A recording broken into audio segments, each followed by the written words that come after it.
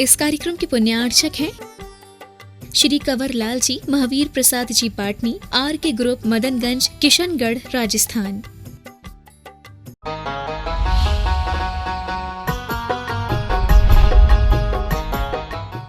और जो बड़े बूढ़े लोग हो गए हैं उन्हें छोटी छोटी बातों का बहाना नहीं बनाना चाहिए कि मुझे रात में दवाई खानी पड़ती है कि गोलियां खानी पड़ती हैं। शरीर की संरचना इस तरीके की बनी हुई है, आप जिस तरीके से शरीर को सेट करोगे, माइंड को सेट करोगे, अपने आप शरीर की घड़ी अपने आप वैसे ही चलती है। समझ आ रहा है? जैसे दिमाग की घड़ी चलती है।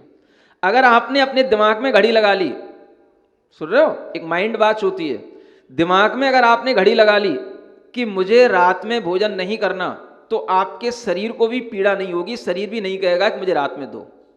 आप करके देख लो। समझ आ रहा है? अगर आपने अपने दिमाग में घड़ी लगा ली कि मुझे रात में पानी नहीं पीना है, तो आपका शरीर आपको रात में पानी नहीं मांगेगा। 2-4 दिन आपको कुछ असहज लग सकता है, लेकिन उसके बाद बिल्कुल ठीक हो जाएगा। आपका शरीर आपके दिमाग के अनुसार चलने लग जाता है। तो ये बहुत बड़ी चीज है, इस चीज का आपको फायदा उठाना चाहिए। साइकोलॉजी कहलाती है। अगर हम अपने माइंड को सेट कर लेते हैं तो हमारी बॉडी अपने आप उसी तरीके से अपनी सेटिंग कर लेती है। तो अपने आप उस बॉडी के अंदर जब जिस समय पर कोई चीज की जरूरत पड़ेगी, तभी वहां पर अपने आप डिमांड आएगी कि हाँ हमें चाहिए। अगर आपने माइंड सेट कर लिया है कि अब हमें नहीं चाहिए, तो अपने आप आपके अंदर, ये बॉडी के अंदर ऐसे एंजाइम्स अपने आप निकलते रहेंगे जो आपके माइंड को कभी डिस्टर्ब नहीं करेंगे।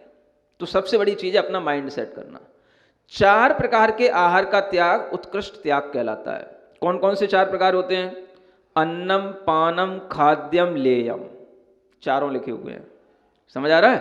अन्न माने जो भी अन्न की बनी हुई वस्तुएं होती हैं, चाहे वो कुछ भी हो। अन्न माने अन्न होता है।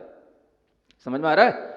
अन्न माने जो भी आटे से बनी हुई चीजें होंगी, मैदे से बनी हुई चीजें होंगी, किसी भी तरीके के धान्य से बनी हुई चीजें होंगी, चाहे वो खीर हो चावल की, चाहे वो मखाने की खीर हो, चाहे वो किसी भी तरीके का रात का लपसी हलवा हो, कोई भी चीजें अगर वो आटे की हैं तो अन्न की चीजें हैं। अन्न माने अन्न होना चाहिए।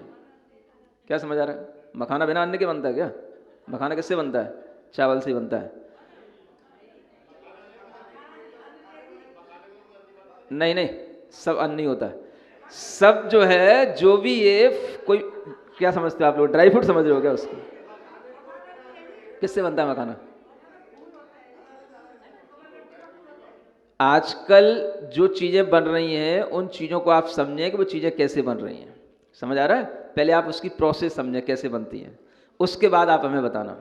तो कोई भी चीज है, जो भी आप रात में खीर बना रहे हो, घोंट रहे हो, दूध में घोंट रहे हो, अग्नि का बहुत ज्यादा उसमें आरंभ होता है, ये सब चीजें आपकी गृद्धता को बढ़ाने वाली हैं, कम करने वाली नहीं है। जिन्हें रात में भोजन नहीं करना होता है वो अपना काम चलाते हैं। काम चलाने का मतलब ये नहीं होता है कि ढंग से खाते हैं। समझ आ रहा है ना? तो ऐसे दूध घोंट घोंट करके मलाइयाँ, रबड़ियाँ, खोए की, मावे के मिष्ठान खा रहे हैं, रात्रि भोजन त्याग है। क्या त्याग है? इससे अच्छा तो फिर है जो कर रहे थे वही ठीक था।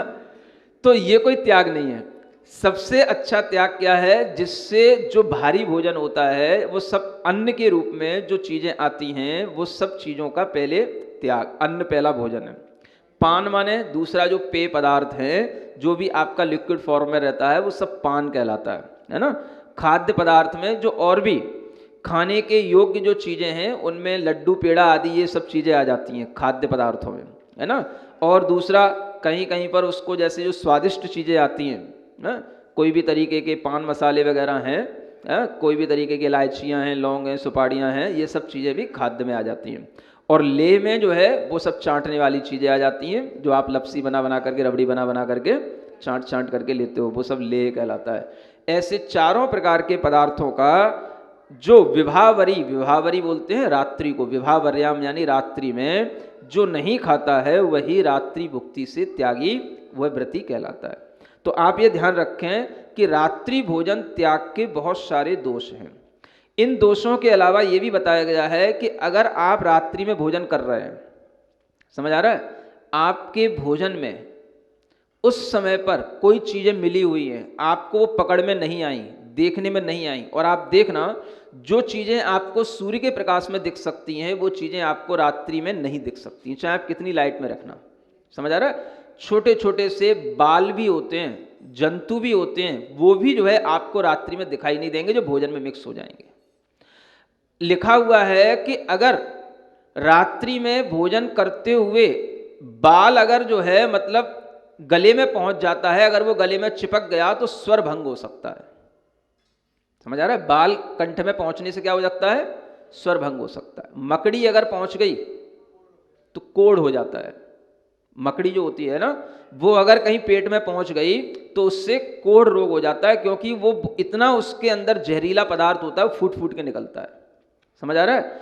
अगर चींटी कहीं पहुंच गई पेट में तो वो आपकी बुद्धि को मंद कर सकती है या भ्रष्ट भी कर सकती है, बुद्धि को कुंठित कर सकती है। चींटी चींटी, छोटी छोटी चींटी, समझ आ रहा है ना? हाँ, और जो जूं वगैरह होती है वो अगर कहीं आपके पेट में पहुंच गई तो वो अनेक तरीके का जलोदर वगैरह रोग भी पैदा कर सकती है ना? इस तरीके से अनेक अनेक जीवों के माध्यम से अनेक अनेक तरीके के रोग भी रात्रि में होते, भोजन करने से होते हैं। इसलिए आपको ये ध्यान रखना है कि अगर हम रात्रि में भोजन करना छोड़ेंगे तो हमें बहुत सारे लाभ होंगे। पहला लाभ, हम सबसे बड़ा लाभ, हमारे अंदर अहिंसा का पालन होगा। हम जीव दया का भाव रखेंगे, जो सबसे पहले यहाँ पे कहा गया है। समझ आ रहा है? अगर आपको जीव दया समझ में नहीं आती है, तब सेकंड लाभ आपको बताया जाता है शारीरिक स्वास्थ्य की दृष्टि से, जो आयुर्वेद में भी कहा गया है कि शारीरिक स्वास्थ्य की दृष्टि से भी हमें रात में भोजन नहीं करना चाहिए। और जब हम सोते हैं तो सोने से कम 4 घंटे पहले वो भोजन हमारा कम से कम हो जाना चाहिए, अन्यथा वो भोजन जो पेट में गया है वो डाइजेस्ट नहीं होगा। और अगर आप भोजन करने के बाद में 1-2 घंटे में ही सो गए, कुछ चले फिरे नहीं, वहीं टीवी देख रहे हो, वहीं बैठे बैठे भोजन कर रहे हो और आप सो गए, तो फिर वो भोजन आपके लिए पूरे पेट में रात भर वैसे ही पड़ा रहेगा। अपनी आंतें उस समय पर काम करना बंद कर देती हैं, अनेक तरीके की बीमारियां पेट से ही शुरू होती हैं। पेट खराब होगा तो सब तरीके की बीमारियां बनना शुरू हो जाएंगी। इसलिए समझदार व्यक्तियों को ये ध्यान में रखना है कि रात्रि में चलना फिरना कम हो जाता है। रात्रि में भोजन को डाइजेस्ट करने वाली सूर्य से मिलने वाली रेजें जो हमको नहीं मिलती हैं, उस कारण से हमारा शारीरिक स्वास्थ्य भी बिगड़ जाता है। ये उसका दूसरा एक कारण है। समझ में आ रहा है? और तीसरा कारण क्या है कि जो व्यक्ति रात्रि में भोजन नहीं करते हैं उनके लिए ये फायदा मिलता है कि वो अपने अंदर इस तरह का पुण्य अर्जित कर लेते हैं कि वो जो पुण्य उन्हें उपवास करने से मिलता है, वो पुण्य उन्हें उस रात्रि भोजन के त्याग के 8 घंटे 12 घंटे के त्याग से उन्हें मिल जाता है। ये 3 फायदे हैं। इन 3 फायदों में आप देखें कि एक फायदा आपके शरीर की दृष्टि से है, एक फायदा आपके हृदय की दृष्टि से है जिसमें दया भाव पैदा होगा, और एक फायदा आपकी आत्मिक दृष्टि से है जिससे आपको पुण्य कर्म का बंध होगा। अगर आप ये 3 फायदे ध्यान में रखेंगे तो आपको तीनों तरीके के लाभ मिलेंगे। ये रात्रि भोजन त्याग करने से लाभ जो मिलते हैं उनको हमें ध्यान में रखना चाहिए। आज जैन समाज में स्थिति बन चुकी है कि हम कभी कभार दूसरे दीगर समाज के लोगों को देखते हैं तो वो भी ऐसा हमें संकल्प लिए हुए दिखाई देते हैं कि हम रात्रि में भोजन नहीं करते हैं। समझ में आ रहा है? अनेक ब्राह्मण समाज के लोग, राजपूत समाज के लोग, अनेक तरह के जो हिंदू समाज के लोग हैं वो भी जो है रात्रि में भोजन नहीं करते हैं। ऐसे लोग हमें मिलते हैं। लेकिन जैन समाज के लोगों को जब हम देखते हैं तो आजकल बिल्कुल ऐसा ट्रेंड चल गया है, रात्रि में भोजन बनना, रात्रि में भोजन करना कराना इन्हें कोई पाप जैसा लगता ही नहीं है। माने हम अपनी संस्कृति को बिल्कुल नस्ते नाबूद करते चले जा रहे हैं। अगर हम अपने अंदर इतना भी विचार नहीं रखेंगे कि जैन संस्कृति में सबसे बड़ी जो चीज़ें थीं वो यही थीं, रात में भोजन नहीं करना, जल छान कर पीना, देव दर्शन करना, ये तीनों चीज़ें अब बिल्कुल नष्ट हो रही हैं, बिल्कुल विलुप्त हो रही हैं। इससे पता पड़ता है कि जैन संस्कृति सबसे ज़्यादा विनाश करने के लिए अगर हम तैयार हैं तो इस श्रावक लोग तैयार हैं। समझ आ रहा है? कितने ही ऐसे श्रावक हैं जिन्हें कोई ज़रूरत नहीं है, जिनके लिए कोई बहुत बड़ी इमरजेंसी बात अलग है, लेकिन कितने ही ऐसे श्रावक हैं जो आराम से समय पर, जिनके घर दुकानें बहुत दूर दूर नहीं हैं, अपने घर पर आ सकते हैं, दुकान पर भी भोजन कर सकते हैं, लेकिन मन में भाव हो तब ना, कुछ उन्हें दोषों का पता हो तब ना। लेकिन उन्हें ऐसा लगता है कि इन चीज़ों की हमारे लिए कोई ज़रूरत नहीं है। पहले का आदमी रात्रि होते होते अपने घर तक आ जाता था, व्यवस्था बना करके चलता था। अगर उसे लगता था मैं रात में समय से नहीं आ पाया, रात में लेट घर पे पहुंचूंगा, उससे पहले वो अपनी व्यवस्था बना लेता था, मैं शाम को कहीं ना कहीं भोजन कर लूंगा। या फिर अपने पास से भोजन घर से लेकर के जाता था, लौट करके आता था, चलो रात हो गई, हम भोजन करके आ गए। इतना अपने आप में अगर आप अपने अंदर ये भाव नहीं रखेंगे तो ये संस्कृति कभी भी चल नहीं सकती है। इसलिए मैं कह रहा हूं ये रात्रि भोजन त्याग शुरू हो जाता है श्रावक से, लेकिन यहां आकर के ये कंप्लीट फॉर्म में आ जाता है जब वह 9 कोटि से त्याग कर लेता है। फिर वह कृति कारित अनुमोदना मन वचन काय से भी विरक्त हो जाता है। इसलिए ये संस्कृति है, इस संस्कृति को बनाए रखो। ये धर्म मत कहो इसको, क्या है ये? संस्कृति। संस्कृति का मतलब जिससे भारत के लोगों की पहचान होती है, ये भारतीय संस्कृति है। भारत की एक ऐसी पवित्र संस्कृति जिसके माध्यम से भारत की पहचान विश्व के अलग अलग देशों में अपनी इसी संस्कृति के कारण से जानी जाती है। ऐसी संस्कृति को हम पहले इतिहास में पढ़ा करते थे, और ये संस्कृति जो हमारे सामने चल रही है, इतिहास में पहले लोग लिख करके भी गए हैं कि भारत में ऐसी संस्कृति चलती है, लेकिन अब ये संस्कृति विलुप्त होती जा रही है। समझ में आ रहा है? तो चाहे जैन हो चाहे अजैन हो, हर किसी के अंदर ये विचार आना चाहिए कि रात्रि में भोजन करना अपने आप में बहुत बड़ा पाप है। सभी धर्म ग्रंथों में इस बात के लिए वर्जन किया गया है, मना किया गया है, और रात्रि में भोजन करने के बहुत बड़े बड़े पाप बताए गए हैं। नरक में उत्पत्ति भी बताई गई है, पशु और त्रियंश में उत्पत्ति तो होती है। तो इसलिए व्यक्ति को अपनी बुद्धि के साथ साथ थोड़ा सा धर्म ग्रंथों पर भी विश्वास करके चलना चाहिए, जिसके माध्यम से वह अपने अंदर की प्रवृत्तियों को सुधार सके।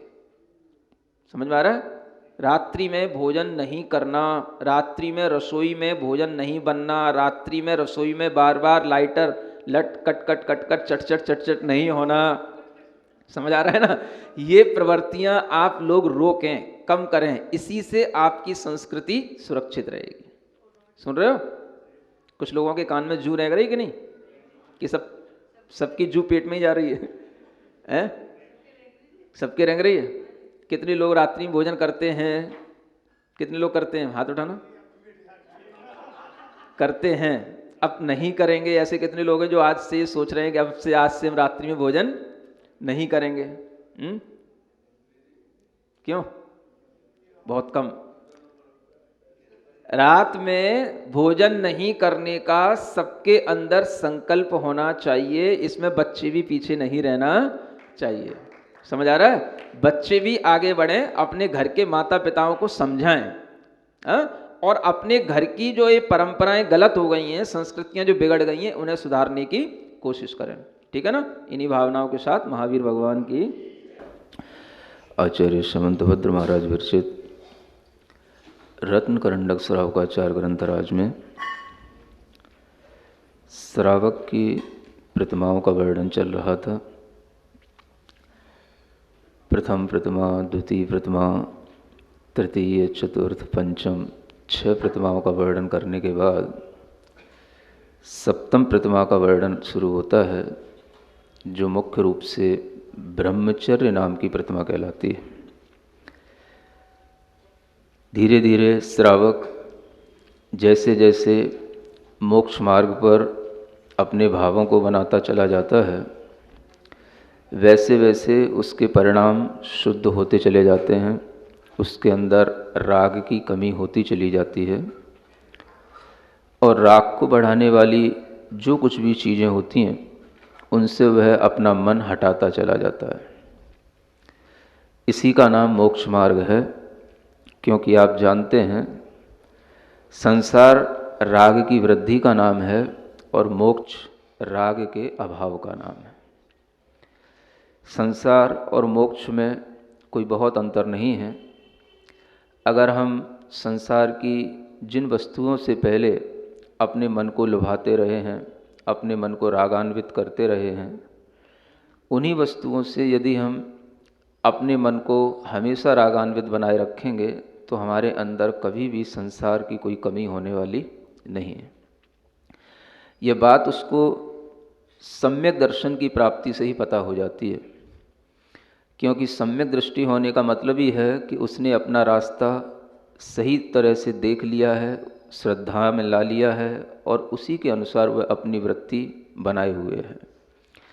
इसीलिए वह सबसे पहले अपने मूल गुणों का पालन करते हुए, 12 व्रतों का पालन करते हुए, सामायिक प्रतिमा को अंगीकार करते हुए, प्रोषद आदि के माध्यम से भी अपने शरीर से राग को कम करते हुए, सचित्त आदि वस्तुओं का भी त्याग करते हुए, रात्रि में पूर्णतया भोजन त्याग करके, दिवा में भी मैथुन त्याग और सब प्रकार के स्त्रियों से राग, दिन में किसी भी प्रकार का राग भाव नहीं रखते हुए अपने आप को इतना संयमित करता चला जाता है कि वही श्रावक धीरे धीरे जब इस तरह की साधना कर लेता है तो वह 7वीं प्रतिमा तक पहुंच जाता है, जिसे कहते हैं ब्रह्मचर्य नाम की प्रतिमा। क्या बोलते हैं? नाम तो सबने सुना ही होगा। अब इस ब्रह्मचर्य की प्रतिमा में वह कैसे उस ब्रह्मचर्य को धारण करते हुए अपने आप को समझाता है, या कैसे ब्रह्मचर्य को धारण करने के लिए अपने मन को उस राग से दूर करता है जिस राग के कारण से उसका मन कभी ब्रह्मचर्य में बहुत अधिक नहीं लगा। तो वह यहाँ पर हमें भावना दी जा रही है कि आखिर हम क्या सोच करके ब्रह्मचर्य धारण करें, क्योंकि हमें किसी ना किसी तरह से शरीर में राग रहता है। अगर हमें शरीर से राग हटाना है तो हमारे अंदर कोई ना कोई विचार ऐसा आना चाहिए जिस विचार से हमारा शरीर से राग हटे। जब शरीर से राग हटेगा तभी हमारा आत्मा के अंदर आत्मा से राग जुड़ेगा। तो आत्मा से राग जोड़ने के लिए, शरीर से राग और हटाने के लिए वह जो सोचता है, जो विचार करता है, वो विचार यहाँ लिखा जा रहा है। उस विचार को आचार्य महाराज ने 143 नंबर की इस आर्या छंद में लिखा है। मल बीजम मल योनिम गलन मलम पूति गंधि विभत्सम पश्यन्नंगमनंगात्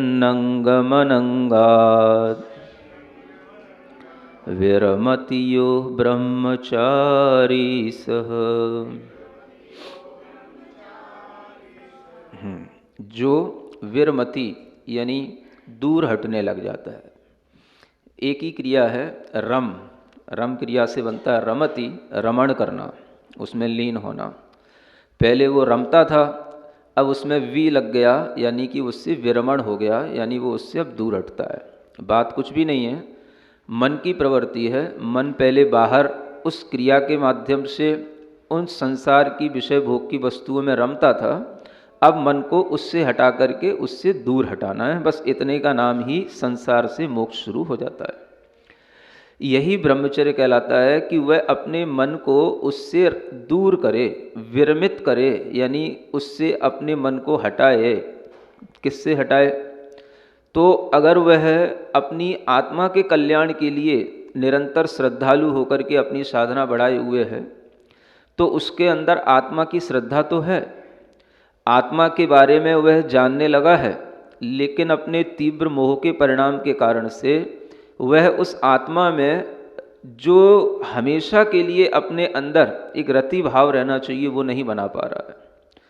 उसका जो शरीर में अगर राग भाव आता है तो वह दूसरे के शरीर में भी राग भाव होने के कारण से वो अपने ब्रह्म में नहीं रह पाता। तो उसको रोकने के लिए वो अपने मन में विचार करता है कि हमने अपने जीवन में इतनी साधना कर ली, पहली प्रतिमा से लेकर के हम 6वीं प्रतिमा तक आ गए, हमने सब समझ लिया, देव शास्त्र गुरु का श्रद्धान किया, 7 तत्वों को जाना, अपनी आत्म तत्व की उपलब्धि के लिए ही हम ये सब सामायिक करते हैं, प्रोषद उपवास करते हैं, शरीर को सब तरीके से वह अपना साधन बना रहा है धर्म का, मोक्ष का।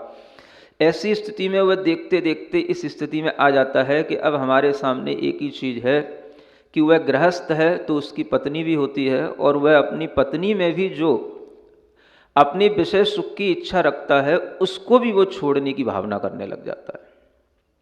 यहाँ पर यह ब्रह्मचर्य की उसके अंदर वह पूर्णता की भावना आने लग जाती है, क्योंकि गृहस्थ है। अब गृहस्थ ने अभी तक सब चीज़ें समीचीन श्रद्धा के साथ की, समीचीन ज्ञान के साथ की, अपनी क्रियाएं धीरे धीरे बढ़ाता गया, अपनी आत्म रुचि को बढ़ाता गया। अब वो देख रहा है कि हमारा लेवल बढ़ तो रहा है लेकिन एक जगह आकर के रुक गया। तो तो वह अपने आप को 6वीं से 7वीं प्रतिमा में लाने के लिए सोचता है कि जिस पत्नी के साथ मैं जीवन भर रहा, जिससे मैंने सुख प्राप्त किया, अब हमें क्या उस सुख की ज़रूरत है। तो वह अपने मन में विचार करता है कि इस सुख के बिना भी हम रह सकते हैं।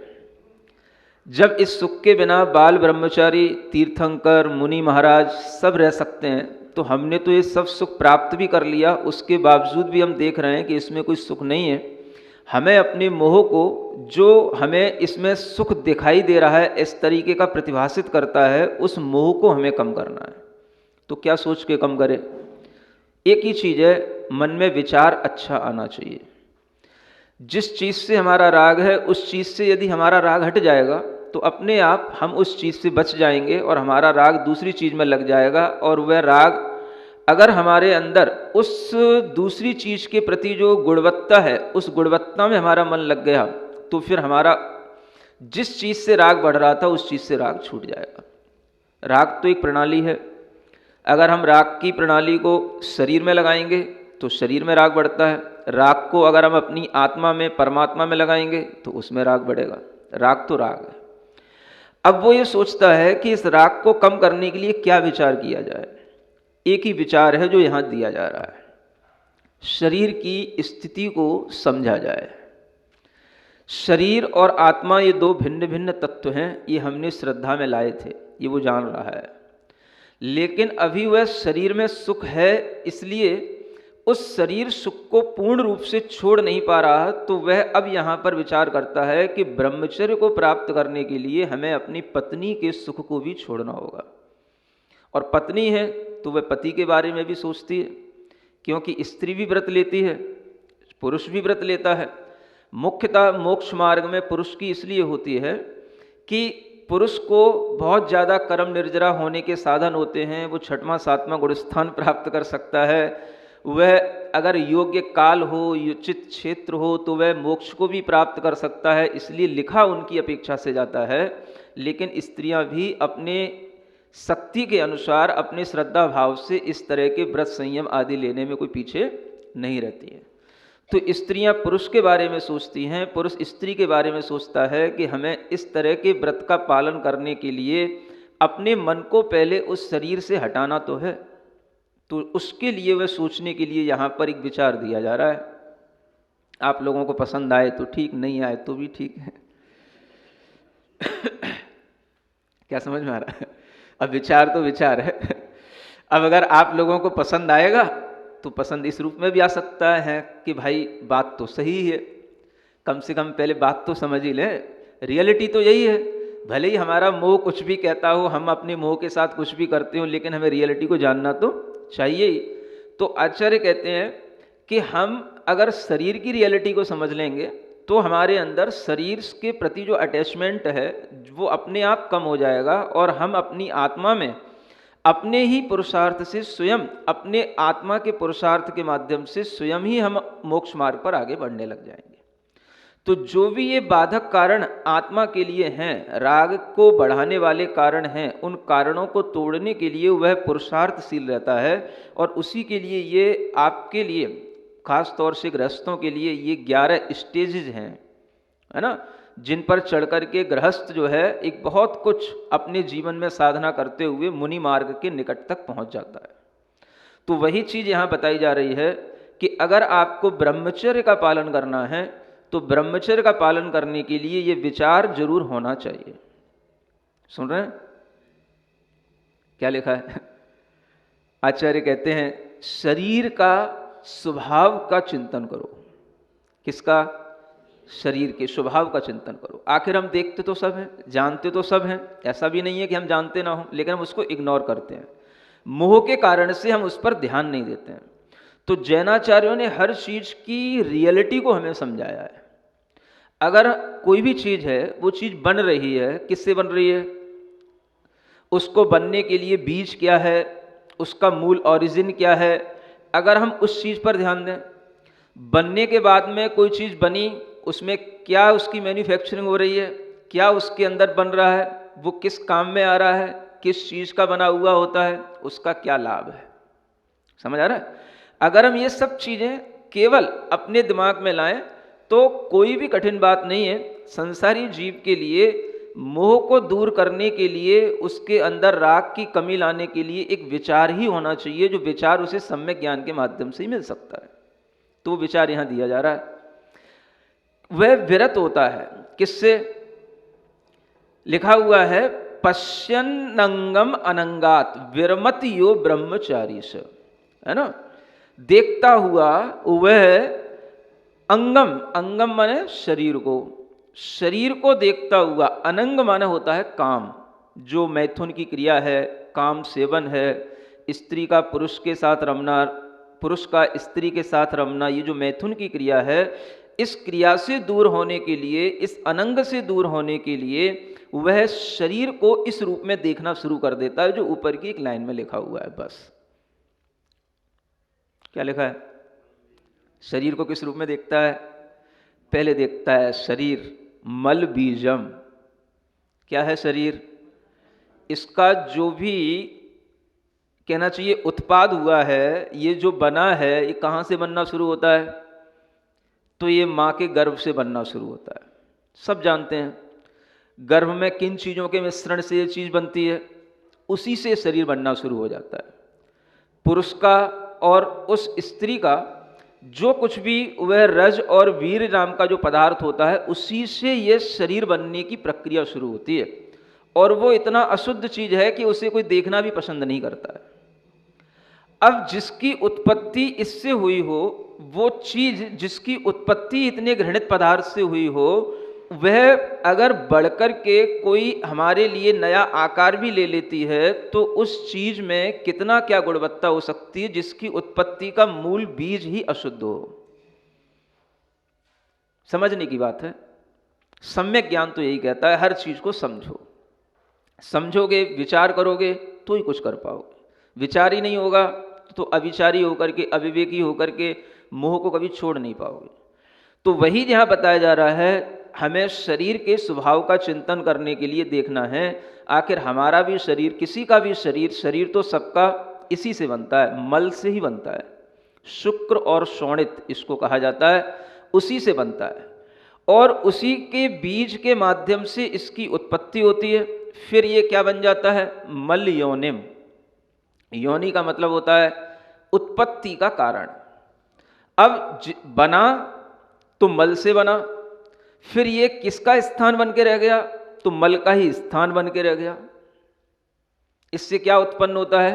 शरीर से क्या उत्पन्न होता है बताओ? अच्छा हम विचार नहीं करते हैं, बिल्कुल जो है हाथ मुंह नाक मुंह पहुंच करके खड़े हो जाते हैं लेकिन आखिर ये ऐसी चीजें हैं कि जिनका नाम लेने में भी घृणा आती है। समझ आ रहा है? अगर कोई नाक में उंगली डाले, ये क्या कर रहा है? कोई कान में उंगली डाले, ये क्या कर रहा है? कोई मुंह पे से लार निकल रही हो, अरे क्या कर रहा है? समझ आ रहा है ना? कहने में भी एक तरीके से घृणा आती है, लेकिन हम कभी विचार नहीं करते। ये सब चीजें सबके शरीर में है। जिसे अपने अंदर ब्रह्मचर्य का पालन करना है, वो दूसरे के शरीर के प्रति, अपने शरीर के प्रति इस तरह से जब विचार लाता है, तो उसका शरीर में जो ममत्व भाव है वो कम होने लग जाता है। आखिर शरीर की हम वास्तविकता से अपने आप को कब तक बचा के रखेंगे? ये तो सभी जानते हैं। लेकिन विरक्ति तब होती है जब हम उसको उसी रूप में स्वीकार कर लेते हैं। अन्यथा केवल हम उस शरीर की क्रियाओं को करके, उस शरीर का किसी भी तरीके से पोस्टमार्टम भी हम कर दें, डॉक्टर भी कर दें, तो कभी किसी डॉक्टर को वैराग्य नहीं हुआ पोस्टमार्टम करने के बावजूद भी। समझ आ रहा है? कोई भी ये जो बायोलॉजी पढ़ाई जाती है, जहाँ पर जो है इस तरीके की लैब होती हैं, वहाँ कंकाल रखे हुए रहते हैं, सब तरीके की चीज़ें रखी हुई रहती हैं, सब सिखाया जाता है। जो लोग मेडिकल में एडमिशन लेते हैं उनको सब सिखाया जाता है, लेकिन कभी भी उन्हें विरक्ति नहीं आती है। समझो क्यों नहीं आती है? इसलिए नहीं आती क्योंकि वो उस चीज़ को उसी रूप में देख रहे हैं। हाँ, इसमें ऐसा होता है, इसमें ऐसा होता है, इसको ऐसा करने से ऐसा हो जाता है, इसकी क्रिया ये है, इसकी क्रिया ये है, ऐसा हो जाएगा तो ऐसा कर देंगे, ऐसा हो जाएगा तो ऐसा कर देंगे, बस। इससे ज़्यादा वह विरक्ति के भाव क्यों नहीं आता? क्योंकि उसमें उनको राग नहीं हो रहा है। राग भाव की उनके अंदर कमी नहीं हो रही है। क्या नहीं हो रहा? राग की कमी क्यों नहीं हो रही? क्योंकि राग जो है उनका शरीर के प्रति जो बना हुआ है, वो शरीर के प्रति इस रूप में विचार के साथ नहीं है। कि इस शरीर से क्या राग करना। ये शरीर तो मल का पिंड है, मल की योनि है, गलन मलम, इससे हमेशा मल ही झरता रहता है। जब देखो तब, क्या समझ में आ रहा है, हमेशा 9 योनि स्थान बताए जाते हैं, मल स्थान बताए जाते हैं, है ना। और शरीर में ऐसे 9 द्वार हैं जिनके माध्यम से निरंतर शरीर से यह मल ही झरता है। और क्या झरता है, कोई अमृत तो नहीं झरता। ये गलन मलन पूती गंधी, और क्या होता है, इसकी गंध जो है बड़ी ही दुर्गंध के रूप में रहती है। शरीर का कोई भी मल कभी भी किसी के लिए देखने में भी नहीं आ सकता, आ जाए तो देखने में आदमी को घृणा आ जाती है। कभी किसी के लिए इस तरीके के शरीर के मल देख करके उसे घृणा आ जाती है, तो भी वह अपने आप को बचा करके रख लेता है मोह के कारण से। लेकिन दिखाई तो सब देता है। सब बच्चे छोटे होते हैं, बड़े होते हैं, बच्चों का पालन पोषण करते हैं, माता पिता सब कुछ देखते हैं, सब करते हैं, लेकिन उस शरीर की वास्तविकता को समझ करके अरे इस शरीर से क्या राग करना, ऐसा भाव नहीं आता। डॉक्टर भी सब जानता है। जो माँ ने बच्चे को जन्म दिया, क्या माँ नहीं जानती, सब कुछ जानता है। जब बच्चा पैदा होता है तब कैसा होता है, धीरे धीरे कैसा हो जाता है, फिर बड़ा होते होते उसको माँ को कितना कुछ नहीं करना पड़ता है। सब कुछ करते हुए एक मोह के कारण से सब हो जाता है। बस ये करना जरूरी है, हाँ ऐसे ही बच्चों का पालन होता है, ऐसे ही उनकी सब साफ सफाई करनी होती है, उनको ऐसे ही बड़ा करना ही होता है, ये सबको पता होता है, इसलिए सब करते रहते हैं। लेकिन बड़े होने के बावजूद भी अगर हम इस वास्तविकता को समझें तो हम इस तरह के व्रत लेने में अपने आप को बड़ा आसान महसूस कर सकते हैं कि इस चीज में रमण करने में कोई सुख इसलिए नहीं है क्योंकि यह चीज मल की ही बनी हुई है। शरीर के अंदर जितनी भी चीजें बनी हुई हैं, एक भी चीज ऐसी नहीं है जिसको कि हम किसी सभ्य व्यक्ति के सामने कहें और वह चीज उससे कोई भी घृणा उत्पन्न ना करे। बता दो ऐसी कौन सी चीज है शरीर के अंदर, नहीं समझ आ रहा है। खाल से लेकर के जो ऊपर दिख रही है चर्म, इस खाल से लेकर के भीतर जितनी भी चीजें हैं, उन चीजों में से किसी भी एक चीज का नाम अगर कभी आप चौके में कभी ले लेंगे तो सामने वाले को गिलानी आ जाएगी। मुनि महाराज वह व्रती तो अंतरा ही कर देता है।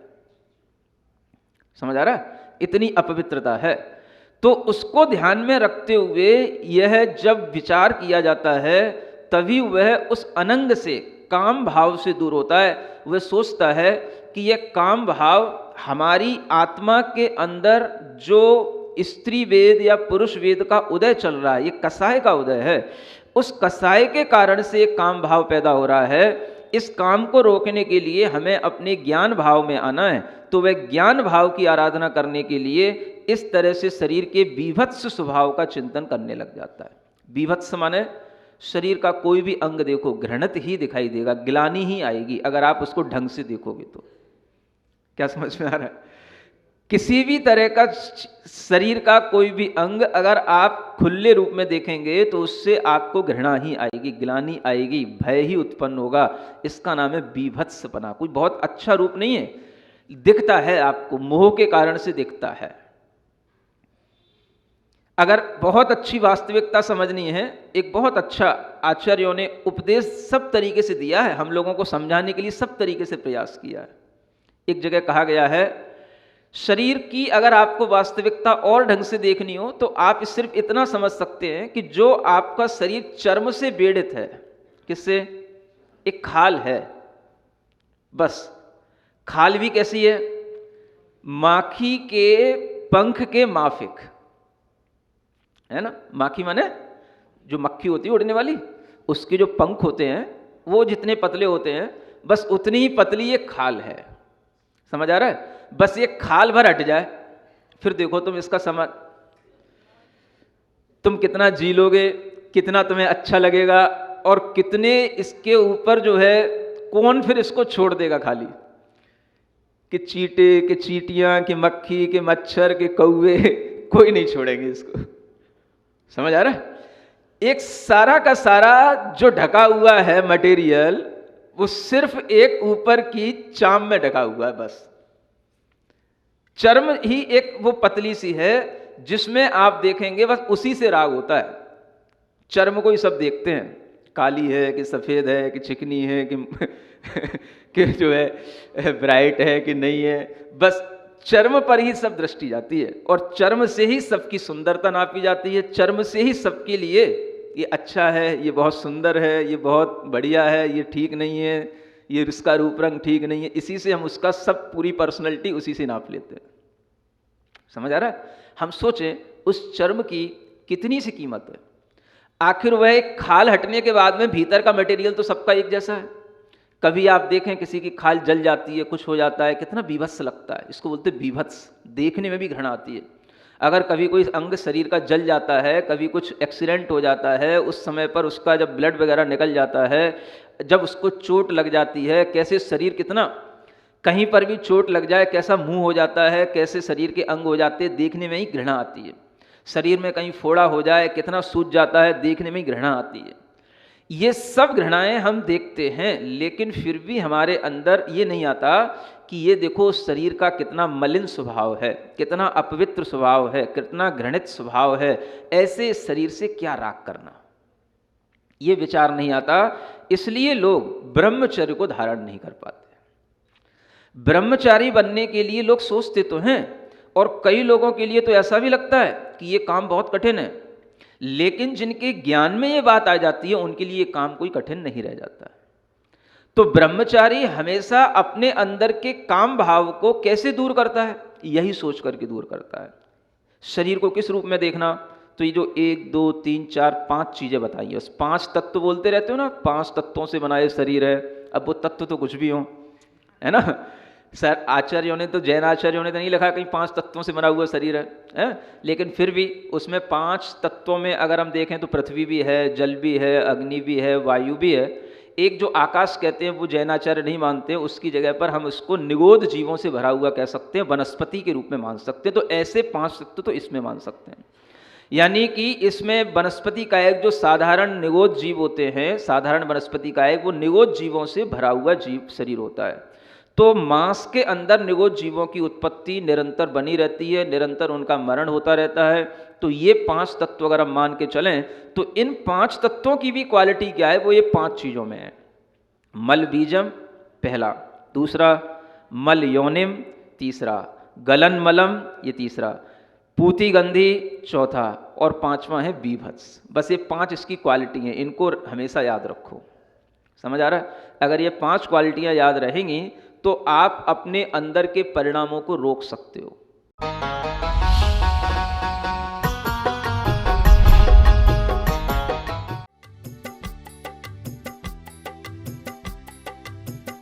इस कार्यक्रम के पुण्यार्चक थे श्री कंवर लाल जी, महावीर प्रसाद जी पाटनी, आर के ग्रुप, मदनगंज, किशनगढ़, राजस्थान।